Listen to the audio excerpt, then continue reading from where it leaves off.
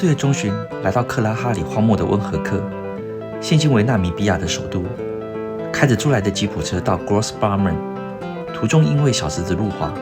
不慎翻个4轮朝天，门窗全毁。从车身爬出来的时候，全身都是血迹，直到落日黄昏，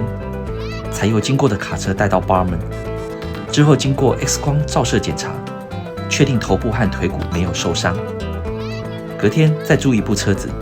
携带7桶，每桶4加仑的汽油、饮水和干粮，继续往斯瓦科普蒙德前进。沿途十足的非洲味道，并有灰黄色的沙丘连绵不绝，其中餐车峡谷和月球石地形真是大开眼界。在申请陆区许可证之后，进入纳米比沙漠区。这地区被认为是世界上最古老的沙漠，干旱和半干旱的气候已持续了最少8000万年。沙漠的路寸步难行，清晨过后即使有阳光，也难驱散寒意。置身于百里不见人烟的金黄沙漠里，阿桑乌的心中也不免会有些心怯。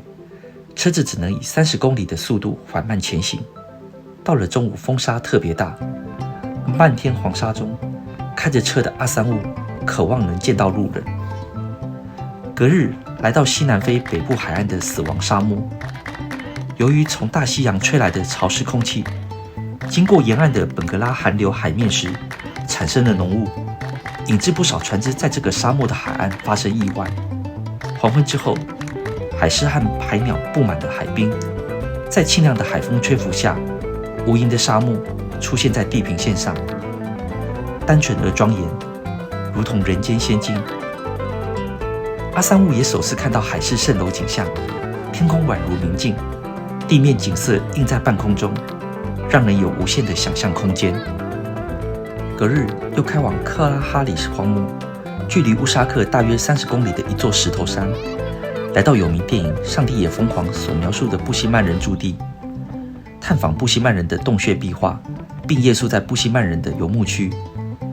布希曼人是目前非洲最具特色的一族，他们过着原始的狩猎生活。由于布希曼人经常会追寻水草区而迁徙，所以居无定所。上天给予他们利落的身手，成为奔窜原始丛林的猎人。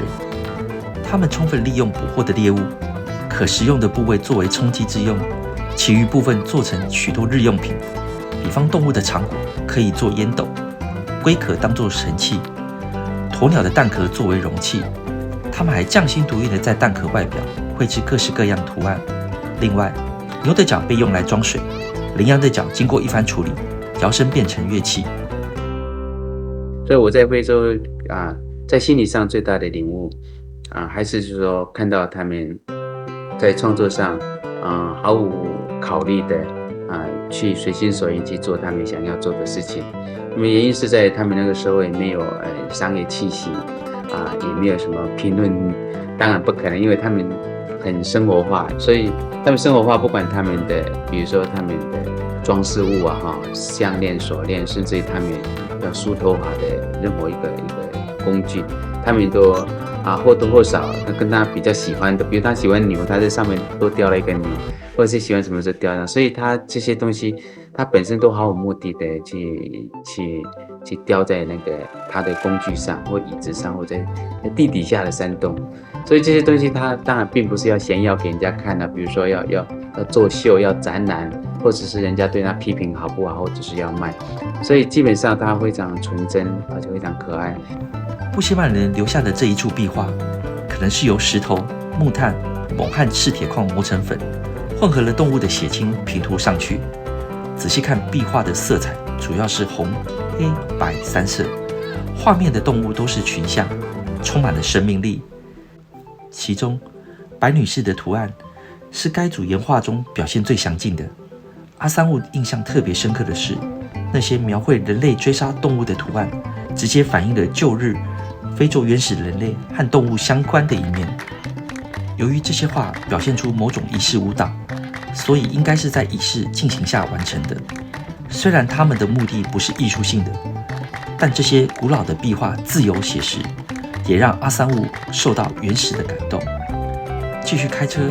往西南非与安哥拉交界处的埃托沙前进，阿三五远远看去，以为是湖泊，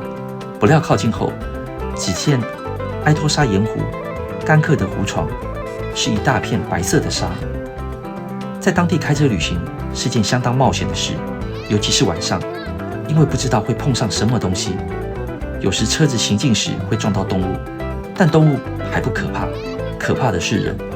由于政治军事混乱，时而会碰到军人盘查，对方会直接用手电筒照着阿三五的脸，根本分不清到底是要财物还是被误认为叛军。所以阿三五不敢随便停车休息或问路，